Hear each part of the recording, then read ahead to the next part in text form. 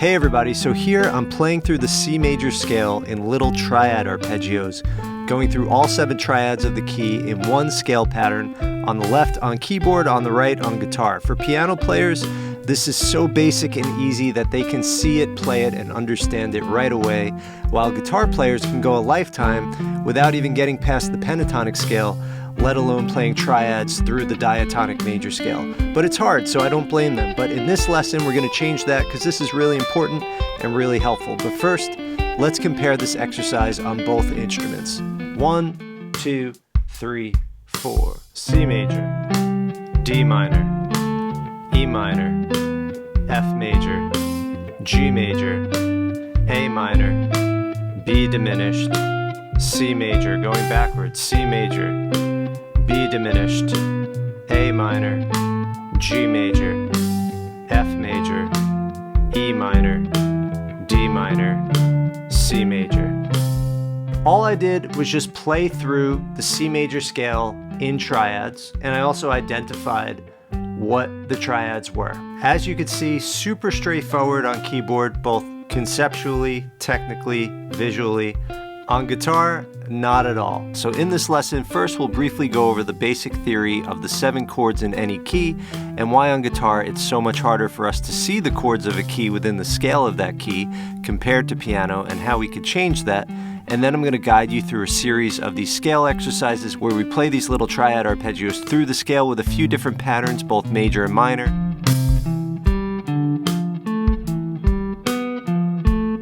And as a bonus, we're also going to do 7th chord arpeggios through the key.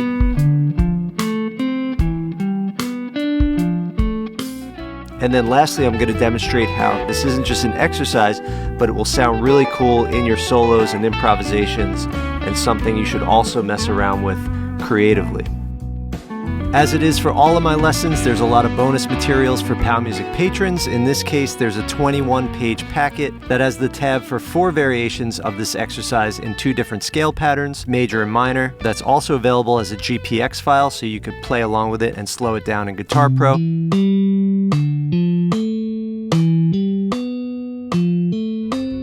Also in the packet is a key that shows you all of the triads and basic chords in all 12 keys. And then in the 3rd section of the packet, there's the 5 patterns of the major scale for all 12 keys, so that you could look at that, memorize the notes, memorize the triads, do the same exercises in any key, not just moving the pattern around, which is what us guitar players do, but actually memorizing what are the triads in this key, what are the notes of this key. And the link to all of that is in the description. If you sign up for the price of a cup of coffee, well, maybe a latte, to gain access to these resources, you'll get instant access to everything I've ever posted, hundreds of posts over the last 7 years, along with twice weekly 90-minute live Zoom guitar lessons where we go over all this stuff as a small group with our cameras on, where we could talk and listen and play for each other.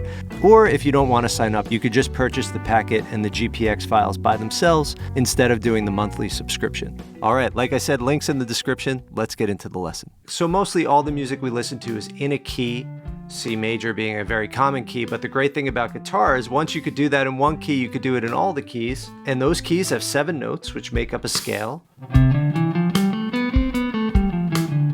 And then from each of those 7 notes in a key, we could build a corresponding triad, which is our most basic kind of chord. And we do that by starting on a note in the key, skipping a note to get to the 2nd note of the triad, and then skipping another note to get to the 3rd note of the triad. When we do this in any major key, the triads or chords built from the 1st, 4th, and 5th note will be major, 1, 4, and 5. The chords built from the 2nd, 3rd, and 6th note will be minor, the 2, 3, and 6 chord. And then the chord built from the 7th note will be diminished. Each of these triads has a root, 3rd, and 5th. Those are the 3 notes of the triad. Major triads have a major 3rd and a perfect 5th. Minor triads have a minor 3rd and a perfect 5th. Diminished triads have a minor 3rd and a diminished 5th. And this refers to the intervals relative to the starting note. A minor 3rd is 1 half step or 1 fret closer to the starting note than a major 3rd. And then a diminished 5th is 1 half step or 1 fret closer to the starting note than a perfect 5th. The reason why we have variation in kinds of chords is that the major scale itself isn't symmetrical. It's a mix of half steps and whole steps that isn't symmetrical. So when we do this skipping motion, the chords also give us a mix of types of triads major and minor, and 1 diminished. If you want to understand this on a much deeper and detailed level with fretboard animations each step of the way, starting from the very beginning, join me in the Fret Live Fretboard Mastery Program, POW Music's flagship course, and the link to do so is in the description. And so here's those chords in the key of C played in a very typical way. We have C major, D minor, E minor, F, G, A minor, B diminished, C. Right? But as guitar players, we tend to see these things totally separately. Whereas keyboard players, it's all right there. The chord, the notes of the chords, the melody, it's all in the same place. So how can we get there? As you saw me just play through the chords, I went all over the neck to do it. You might have started putting all the chords together in any one place, like this. C, D minor, E minor, F, G, A minor, B diminished, and C.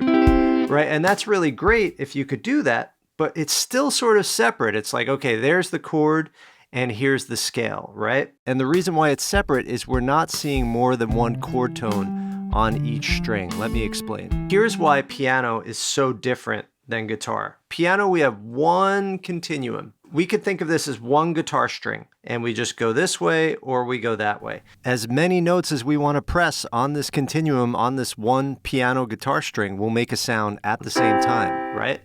On guitar, we can't do that. For instance, let's say the low E string is just piano 1. We'll say we have 6 pianos. Here we have C, E, and G, right? I can't combine those notes. Instead, I've got to go like this. C, I got to go to the next piano to get E, and then the next piano to get G. I need 3 strings to do that at the same time. I always need 3 strings to play 3 notes at the same time. I cannot play more than 1 note on 1 string. So right away, that makes things difficult. And when we learn chords, we don't look at 2 chord tones on the same string because you can't do that. But by arpeggiating the triad or playing the notes separately, we could always play those 3 notes in any position in order by sometimes playing 2 of those notes on the same string. So this exercise is also a great step into arpeggios, which is playing the notes of the chord separately. And arpeggios allow us to see and play more than 1 chord tone on a single string. Now we also have to deal with the technical challenges of this exercise and how many different shapes are involved compared to the piano. On the piano, the arpeggio is always going in the same exact direction and it always looks exactly the same. This is identical to this, which is identical to this, right? So easy. And you might be wondering, what about a different key? Well, it's basically the same. Let's say it was the key of D.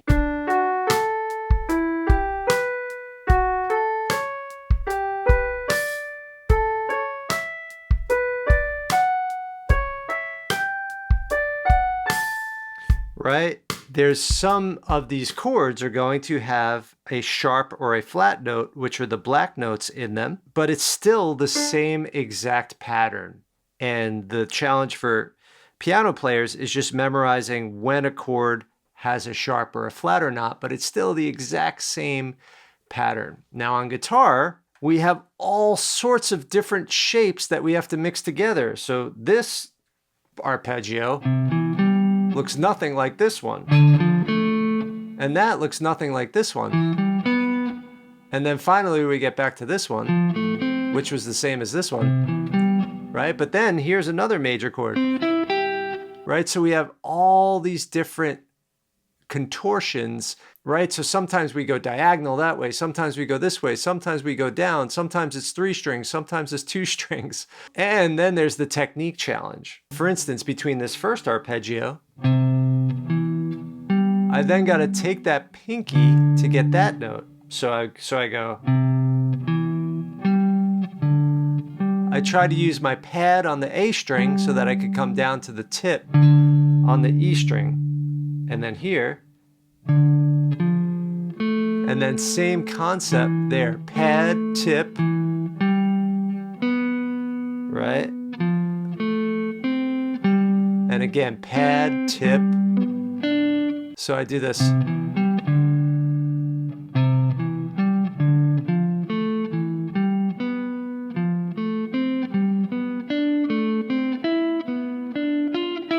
So anytime I have those adjacent strings, I'd go pad on the higher pitch string and then tip on the lower pitch string. All right, so I'm gonna guide you through how to play this in two different scale patterns. This scale pattern,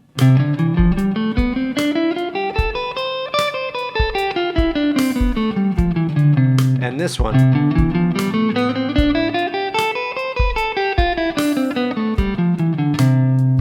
Now every major scale is also a minor scale. So that second scale pattern, we're going to look at it as the key of A minor. It is still the key of C major, but we're going to think about the notes and the chords relative to A minor.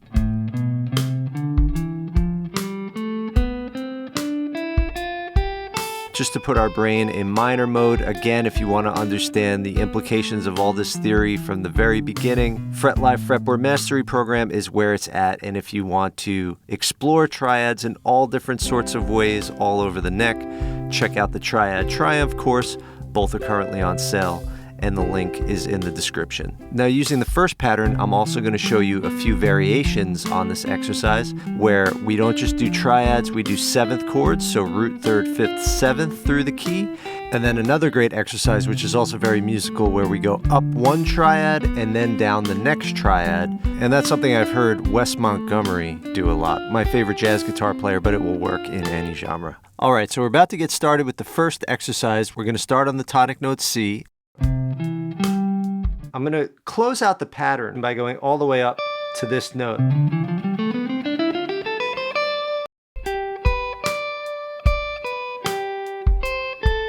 Because that's the highest note in the pattern. And then on my way back down, I'm going to finish with, I'm going to go all the way down to this note, because these are the lowest and the highest note of the pattern. So follow my lead. 1, 2, 3, 4.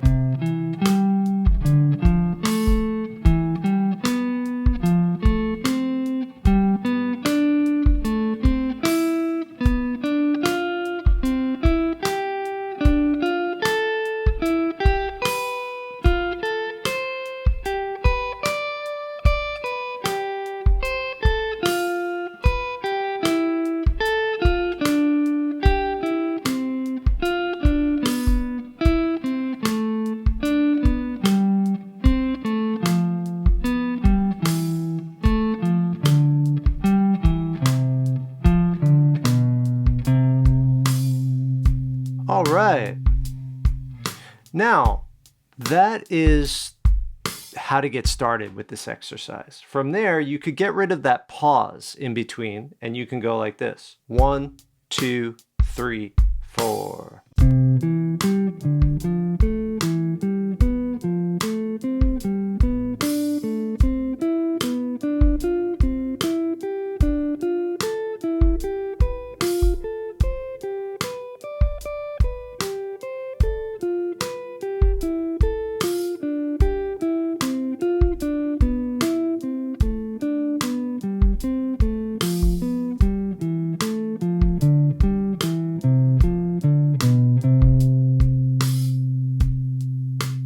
All right, great job. So that was eighth notes. Now we're going to do it with 16th notes so you could hear it at a faster speed. No pressure to do it at this speed.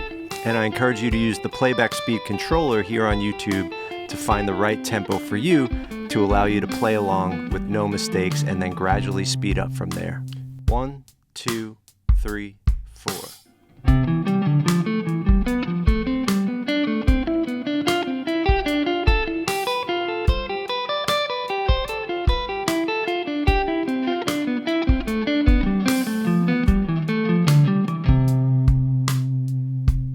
Okay, now the best way to learn an exercise is make it fun and creative. So instead of just going like this, once you get a hang of that, get creative with it. So watch, I'm going to mess around with the rhythm and sit on each triad for a moment. 1, 2, 3, 4.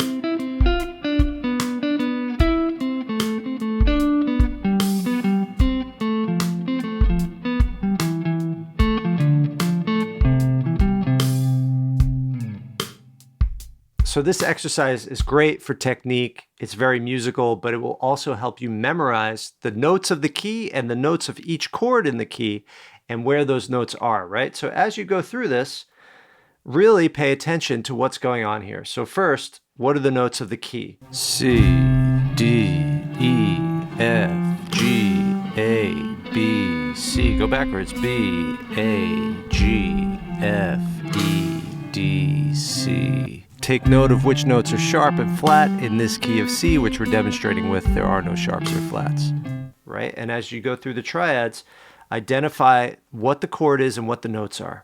So C major, C, E, G, D minor, D, F, A, E minor, E, G, B, F major, F, A, C, G major, G, B, D, A minor, A, C, E, B diminished, B, D, F, C major, C, E, G. Of course, we keep going, and then going backwards, you want to do the same thing. But that's only one way to practice this. Of course, you just want to be able to play the exercise first, and then once you're able to play it, you want to go this one level deeper to really know what you're playing. So we're going to stick with this pattern a little longer before I show you the same exercises with another pattern. And here we've got a couple of bonus exercises, which I really love. One is instead of triads, we're going to do seventh chords. So we've got C major 7, D minor 7, E minor 7, F major 7, G dominant 7, A minor 7, B half diminished 7, back to C major 7. So this is where we just add one more third to the chord, or we just skip one more note after we build that triad to add another note. That's what gives us seventh chords, and playing these seventh arpeggios just gives us another color, a different feel, and a different mood. So check it out and then see if you could play along. 1, 2, 3, 4.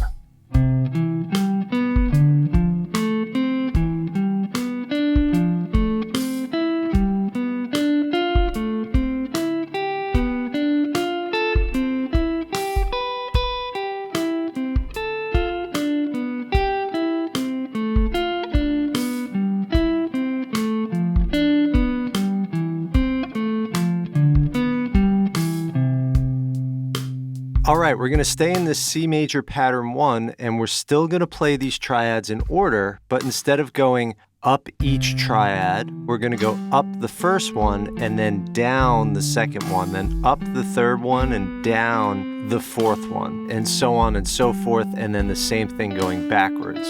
So in order to do this, when we go up one triad, we then just go up one more note in the scale and then go down the triad from that note. So that note we go up to from the preceding triad is the last note in the next triad.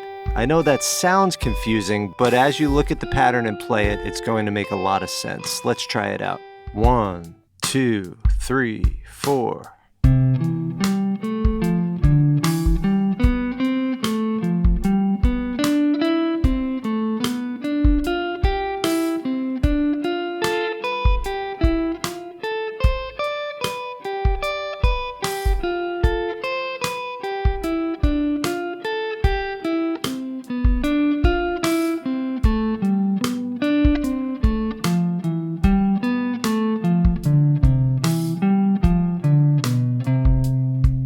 All right, great job. So we happen to be doing this with the C major scale in one pattern. We can do this in all 5 patterns, and not just the major scale, the minor scale and all the diatonic modes, right? I would do major and minor scale first, but now here's the thing.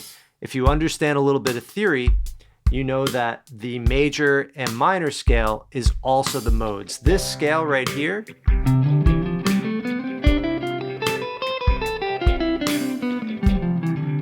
also happens to be the A minor scale, right? If I think of this as the starting note, well, watch this.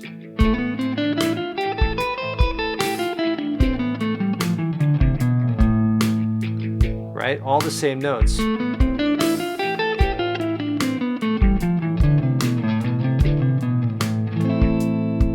There I just happen to go one note down. That's still in the scale. I just wanted you to hear that low root note. right? This scale is also the G Mixolydian mode. Watch this. I'm going to put a G7 as the backing track. So now I'm looking at this note. So watch this.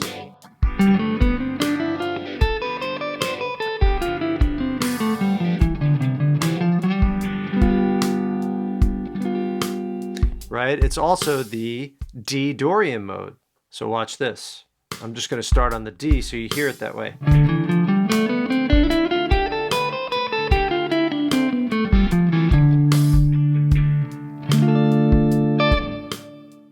Right, so it could be daunting to think, oh man, I got to learn major scales, minor scales, the modes, Mixolydian, Dorian, but the diatonic scale is the diatonic scale. So in other words, if you learn all your major scale patterns, which are in the packet for every key, you know all your modes in every key too. If you want to connect how to know which major scale correlates to which mode and how all the theory works, again, join me in the Fret Live Fretboard Mastery program. But right now, we're going to move to mode 6, which is the minor scale, the Aeolian mode. And we're going to do diatonic scale pattern 5 as the A minor scale. This is such a great scale pattern, so we're going to do some of the same exercises. But first, let's just get to know the scale. So I'm just going to play the scale up and down. Feel free to play along with me or watch, rewind, and then play along with me. 1, 2, 3, 4.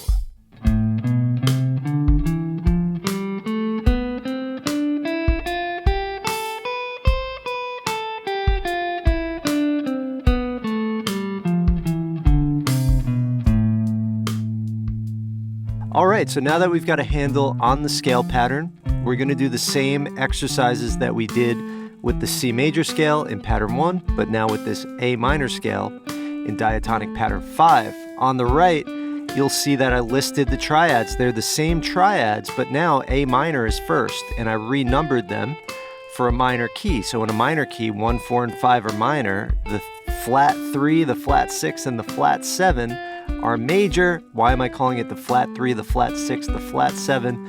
Because those chords are built from the minor 3rd interval in the key, the minor 6th interval of the key, and the minor 7th, aka the flat 3, the flat 6, the flat 7. I know that's a lot of theory to try to understand. If you're struggling with it, Fret Live Fretboard Mastery takes you through all this stuff in a very sequential way, starting at the very basics. But yeah, so 1, 4, and 5 minor, the flat 3, flat 6, flat 7 major, and the 2 chord is diminished. Same chords, just different order.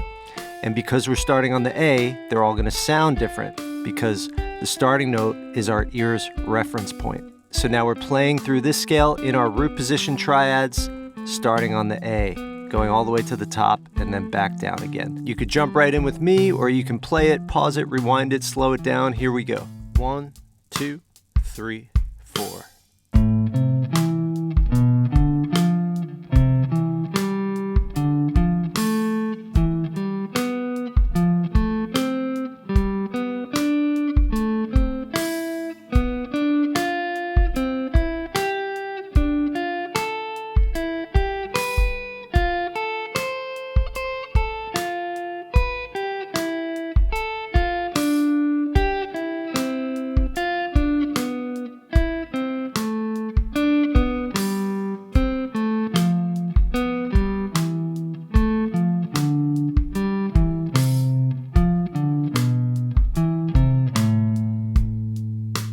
All right, so now we're going to remove that pause and play just straight eighth notes. Do, do, do, do, do, do, do, do. And by the way, if you could try to sing this, you'll really internalize it and it'll come out more in your playing because it's just something that's in your head. Here we go. 1, 2, 3, 4.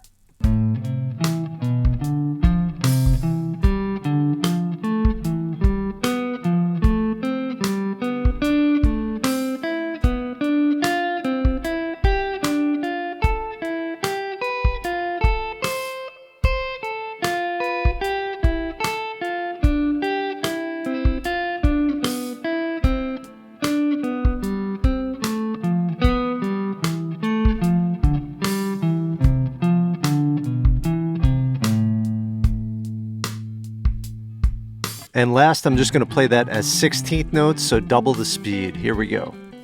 1, 2, 3, 4.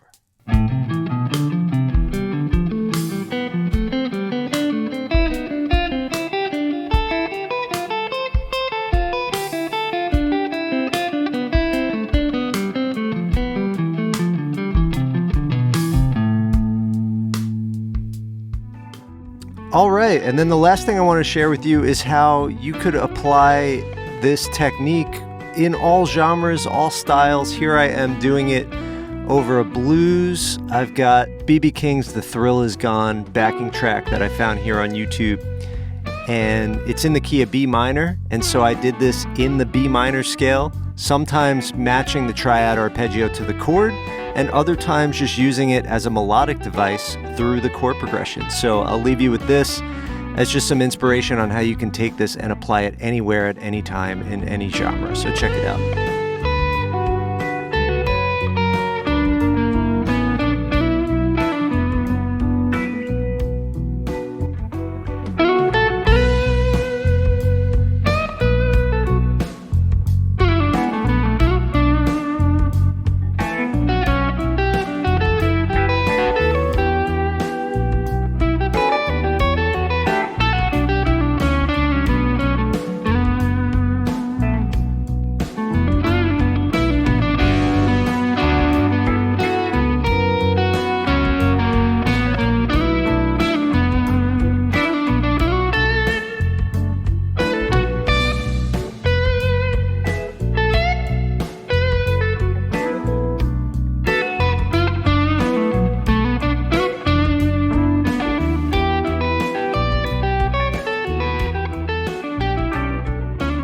All right, everybody, I hope you enjoyed that lesson. If you want to understand how music works on the fretboard, so taking music theory from the very beginning, applying it on the fretboard to learn and create actual music, join my Fret Live Fretboard Mastery program. That's a 12-unit course that starts at the very beginning with just what are the notes, how can we take those notes, look at them as intervals, and then from those intervals build a key, build chords, triads, different kinds of scales, pentatonic versus diatonic, different chord progressions, the cage system, part 1, 2, and 3, mixing chords with lead, 7th chords, 9th chords, 6th chords, sus chords, and other cool chords.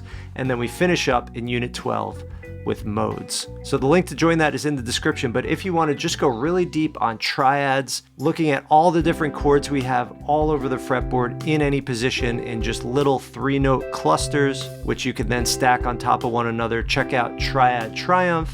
And currently I have a package deal where if you want to buy both, you'll get a discount as well. And at the time of recording this, Triad Triumph is actually 50% off because I still have 2 units to finish up. There's 5 units live.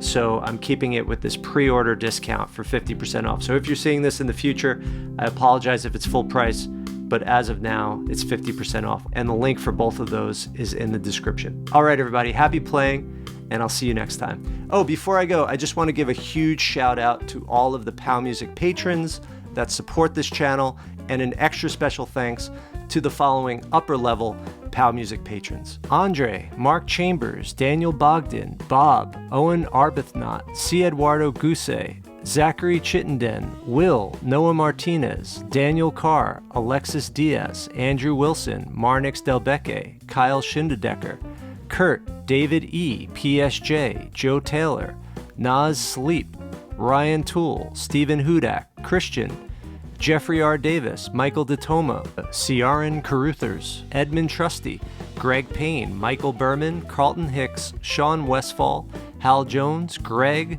Jeff, Wayne Evans, LW, Dave Hubner, Jim McGinnis, Kay Carter, Jens Fisher, Jesse Jacobs, David Bowersock, Steve Pisano, John Cushman, and Sean Ellis. And thank you to all past, present, and future patrons for supporting the free content on this POW Music YouTube channel.